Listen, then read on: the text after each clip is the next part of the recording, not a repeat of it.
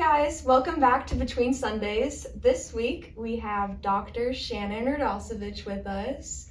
Good morning. Shannon is our preschool and children's pastor here at Deer Meadows. And I'm Camden Mercier. I'm the Student Admissions Ministry Assistant here at Deer Meadows. We just finished up an exciting week of Connect Camp. When this is being aired, right now we're recording before Connect Camp, which is why we look very rested right now. And then next week we're looking forward to VBS coming up, which our registration's still open for that. All the way up, or you can register when you get here. Yeah, so feel free to come on if you're watching this before VBS starts. Today we're going to be bouncing off of Connect Camp and reading some fun, exciting camp stories. Shannon, do you have any fun camp stories you'd like to share? The only camp stories that come to mind when I think about taking kids to an overnight camp have to do with vomiting or lost undergarments. Oh.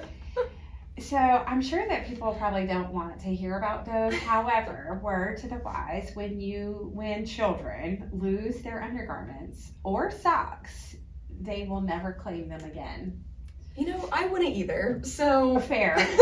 So then I have to make the decision, what do I do with the lost item?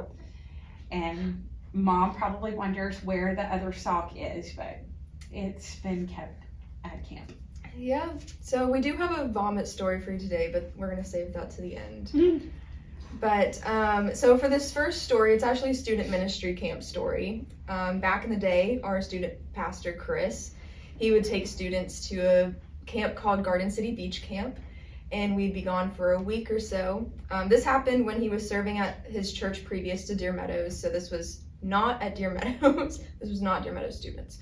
So many other churches joined them for this week of camp, and one year a kid at a different church, not Chris's church, had the grand idea of bringing explosives with him. Oh. Yeah, so then you can't trust what people put in their suitcases. No. We don't check those. We should check suitcases. Maybe we should. I think so.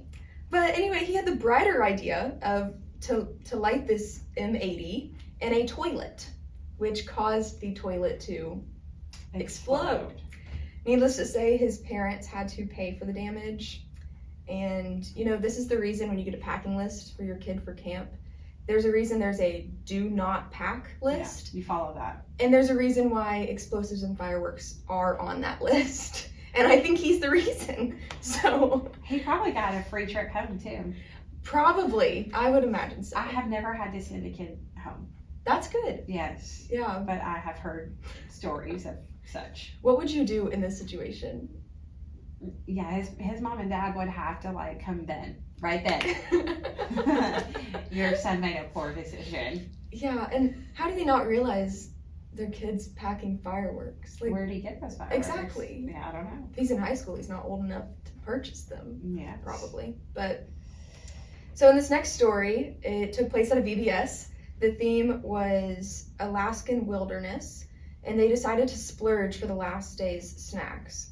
Mm-hmm. They had over 500 Kleinock bars stored in the large commercial freezer, and when they arrived Friday morning, they discovered that the freezer door had not closed completely. Oh. So all of those boxes of ice cream were just mush. So they have a melted milkshake. Yeah.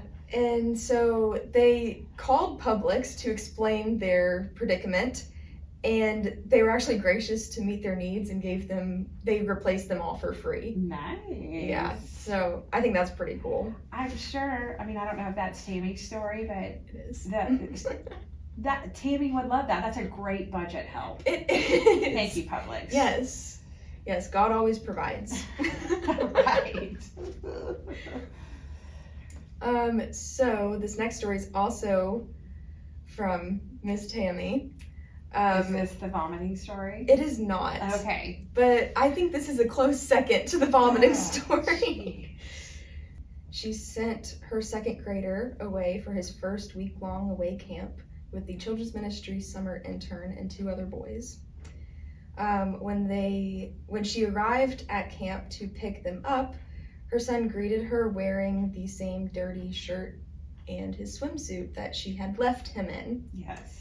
Little did she know that when she got home, she opened his suitcase and all of his outfits were neatly folded as she left them, noticing that he obviously had not worn them. And he said that he was swimming in the lake and the pool throughout each day, so he felt it was just fine to stay in his swimsuit instead of being bothered by changing his clothes every day. So I always tell parents when we go off to camp that bathing is probably going to be optional. And we always end the week in a pool, or like one time we ended with a slip and slide down the hill, and they had added soap. Oh, there you go. And so one kid asked me, can this be my bath for the day? And I was like, yes, it can, and make sure you scrub your head. So I can fully understand why children might not come home with dirty clothes, but yet clean clothes, because mama is not there to oversee such. And that's not what leaders are there for, you know? Right, we try our best. Yeah, you keep the kids safe, you feed them. Showering is totally up to them. And we always bring them home. We just can't promise what, they're gonna smell or look like when they come home. So we're going back to Garden City Beach Camp for this one. So I was actually here to witness this story. Oh, good. So back in 2019, a huge storm came through while we were at Garden City Beach Camp. And it was bad. Like, the roads were flooded. Like, I remember people piggybacking because the girls didn't want to get their shoes wet as they were on their way to worship. But while we were hanging out in our common area, which is on like the 3rd floor of a building, we were just playing games, having fun, and all of a sudden we hear this giant crash outside. So we all get up to look out the window, and we see this giant trampoline from a neighboring yard, and it is in the side of our church bus that we used to have. Oh, no. So, unfortunately, we couldn't get the window fixed while we were in camp, so we had to drive back home with 15 to 20 students, me included, on that bus with a trash bag over the window. Yes. If anything's going to happen to a church van, it is going to happen during a camp trip. Yep. You're going to lose a tire, or you're going to lose air condition. Air condition was very spotty on those vans. Yes, always. Yeah. But we went home without a window that year, which was... At least it wasn't your fault. That's true. Yes, it was not our fault. It was God's doing, I guess. I don't think we can put that in. The weather. But it was the weather. Oh. All right, for our last story, sometimes kids get sick when you take them away from their home for a week. Sometimes they're really sick. And one episode was the final day of camp when a girl began feeling nauseous the morning that they were packing up to head home. By the time they loaded the vans for a 4-hour drive home, she began throwing up more than once. So their best solution was to allow her to ride in the leader's personal van with another leader to help the child. So they grabbed camp trash cans from the rooms and lined them with Walmart bags and started to head home.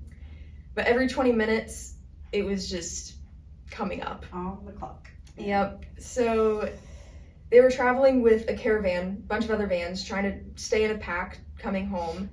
And they spotted a dumpster on the side of the road with enough room for all 3 vehicles to pull over. So they all pulled into this dirt parking lot, and she was just letting it all come out. They noticed that there were a bunch of other cars, and there was a crowd gathered under a tent in the distance. And they realized that they were at a cemetery with a funeral happening behind them. So not only were they just a few yards away from this funeral and a bunch of vans just pulled up and a bunch of kids were yelling and screaming and getting out of their vans, but this poor girl was being violently ill in the background of their funeral service. Yeah. There's nothing worse than being sick away from home, and especially with kids not having their mom. Yeah, yeah, that's the worst. And then you're worried that it's gonna like everybody else is gonna get sick or something. Right. You know? Yeah. I've never had to take a kid to the ER for like broken things or anything. Only once to just like urgent care. So I have been quite lucky. Yeah. I do have one vomiting year, but other than that, Okay, that's pretty good. although at Connect Camp last year we had several sicknesses too. So. Yeah. I don't know. It's gonna happen. It's bound to happen. Like I said, we are filming this before Connect Camp, so who knows what's gonna happen Please, that Lord, week. no, not this week. Last year we took care of all that last year, so we hope not to have it this year. Yeah, there's just a few inevitable things that are going to happen at camp. That there's going to be somebody sick, there's going to be very few showers happening, and there's going to be lots of lost items. Yep. So anyway, thank you for joining us today. I hope that you learned something knowledgeable, maybe learned from these stories. Make sure to send your questions at questions@deermeadows.org. And until next time.